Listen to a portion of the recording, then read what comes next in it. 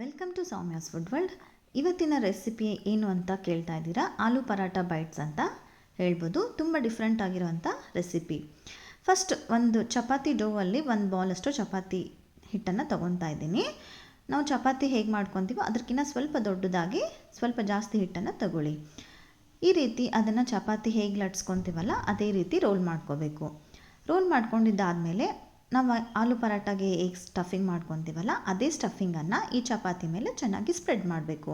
ನಾವು ಯಾವಾಗಾದರೂ ಆಲೂ ಪರೋಟ ಮಾಡಿದಾಗ ಈವ್ನಿಂಗ್ ಟೈಮಲ್ಲಿ ಈ ರೀತಿ ಮಕ್ಕಳಿಗೆ ಮಾಡಿಕೊಟ್ರೆ ತುಂಬ ಚೆನ್ನಾಗಿ ಇಷ್ಟಪಟ್ಟು ತಿಂತಾರೆ. ಯಾವಾಗಲೂ ಪರಾಟಾಸ್ ತಿಂದು ಬೋರ್ ಆಗಿರುತ್ತಲ್ಲ, ಸೊ ಸ್ವಲ್ಪ ಡಿಫ್ರೆಂಟಾಗಿ ಈ ರೀತಿ ಮಾಡಿಕೊಟ್ರೆ ತುಂಬ ಹ್ಯಾಪಿಯಾಗಿ ತಿಂತಾರೆ. ನೋಡಿ, ಈ ರೀತಿ ಸ್ಪ್ರೆಡ್ ಮಾಡ್ಕೊಂಡಿದ್ದು ಆದಮೇಲೆ ಅದ್ರ ಮೇಲ್ಗಡೆ ನಾನು ಸ್ವಲ್ಪ ಗರಂ ಮಸಾಲವನ್ನು ಸ್ಪ್ರಿಂಕಲ್ ಮಾಡ್ಕೊತಾ ಇದ್ದೀನಿ. ಸ್ವಲ್ಪ ಡಿಫ್ರೆಂಟಾಗಿರೋ ಟೇಸ್ಟ್ ಬರಲಿ ಅಂತ ಗರಂ ಮಸಾಲನ ಈ ರೀತಿ ಸ್ಪ್ರಿಂಕಲ್ ಮಾಡ್ತಾಯಿದ್ದೀನಿ. ಅದಾದ ನಂತರ ಚಾಪ್ ಮಾಡ್ಕೊಂಡಿರೋಂಥ ಆನಿಯನ್ಸ್ ಏನಿರುತ್ತಲ್ಲ ಅದನ್ನು ಸ್ಪ್ರೆಡ್ ಮಾಡ್ಕೊತಾ ಇದ್ದೀನಿ. ನೀವು ಪರಾಟ ಮಾಡಿದಾಗೆ ಸ್ಟಫಿಂಗನ್ನು ಜಾಸ್ತಿ ಮಾಡಿಕೊಂಡು ಈವ್ನಿಂಗ್ ಟೈಮಲ್ಲಿ ಈ ರೀತಿ ಮಾಡಿಕೊಡ್ಬೋದು. ಅಥವಾ ಮಕ್ಕಳಿಗೆ ಲಂಚ್ ಬಾಕ್ಸಲ್ಲಿ ಈ ರೀತಿ ಇಟ್ಕೊಟ್ರೆ ಲಂಚ್ ಬಾಕ್ಸ್ ರೆಸಿಪಿಗೂ ತುಂಬ ಯೂಸ್ ಆಗುವಂಥ ರೆಸಿಪಿ ಅಂತ ಹೇಳ್ಬೋದು. ಆನಿಯನ್ಸ್ ಹಾಕಿದ್ದಾದಮೇಲೆ ಈ ರೀತಿ ಚೆನ್ನಾಗಿ ರೋಲ್ ಮಾಡ್ಕೋಬೇಕು ನಿಧಾನಕ್ಕೆ.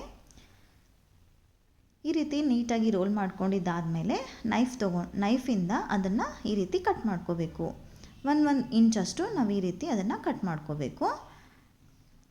ಎಲ್ಲ ಈ ರೀತಿ ಕಟ್ ಮಾಡ್ಕೊಂಡಿದ್ದಾದಮೇಲೆ ಅದನ್ನು ಈ ರೀತಿ ಪ್ರೆಸ್ ಮಾಡ್ಕೋಬೇಕು.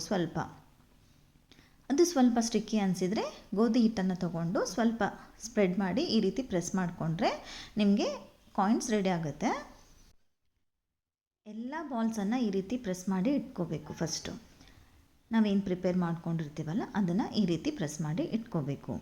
ತುಂಬಾ ಚೆನ್ನಾಗಿರುತ್ತೆ. ಒಂದು ಸತಿ ಖಂಡಿತ ಟ್ರೈ ಮಾಡಿ. ಈ ರೀತಿ ನಾವು ರೆಡಿ ಮಾಡ್ಕೊಂಡಿದ್ದಾದಮೇಲೆ ಪ್ಯಾನಲ್ಲಿ ಅವನ್ನ ಈ ರೀತಿ ಶಿಫ್ಟ್ ಮಾಡಿಬಿಟ್ಟು ಆಯಿಲನ್ನು ಹಾಕಿ ಎರಡು ಕಡೆ ಫ್ಲಿಪ್ ಮಾಡಿಕೊಂಡು ನಾವು ಮೀಡಿಯಮ್ ಫ್ಲೇಮಲ್ಲಿ ಅಥವಾ ಸಿಮ್ ಫ್ಲೇಮ್ ಇಟ್ಬಿಟ್ಟು ನಾವು ಬೇಯಿಸಿದರೆ ಕ್ರಿಸ್ಪಿಯಾಗಿ ಬರುತ್ತೆ. ನೋಡಿ, ಈ ರೀತಿ ಫ್ಲಿಪ್ ಮಾಡ್ಕೊತಾ ಇದ್ದೀನಿ. ಈ ರೀತಿ ಒಂದು ಸತಿ ಫ್ಲಿಪ್ ಮಾಡಿಕೊಂಡು ಮತ್ತೊಂದು ಸತಿ ಫ್ಲಿಪ್ ಮಾಡಿಕೊಂಡ್ರೆ ಚೆನ್ನಾಗಿ ಕ್ರಿಸ್ಪಿನೆಸ್ ಬರುತ್ತೆ. ಸೊ ಸ್ವಲ್ಪ ಮೀಡಿಯಮ್ ಅಥವಾ ಲೋ ಫ್ಲೇಮಲ್ಲಿ ಇಟ್ಕೊಂಡು ಮಾಡ್ಕೊಳ್ಳಿ.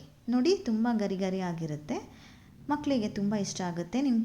ಈ ವಿಡಿಯೋ ಇಷ್ಟ ಆದರೆ ನಿಮ್ಮ ಫ್ರೆಂಡ್ಸ್ಗೆಲ್ಲ ಶೇರ್ ಮಾಡೋದನ್ನು ಖಂಡಿತ ಮರಿಬೇಡಿ. ತುಂಬ ಎಲ್ಲರಿಗೂ ಯೂಸ್ ಆಗುತ್ತೆ ಅಂತ ಅಂದ್ಕೊಂಡಿದ್ದೀನಿ.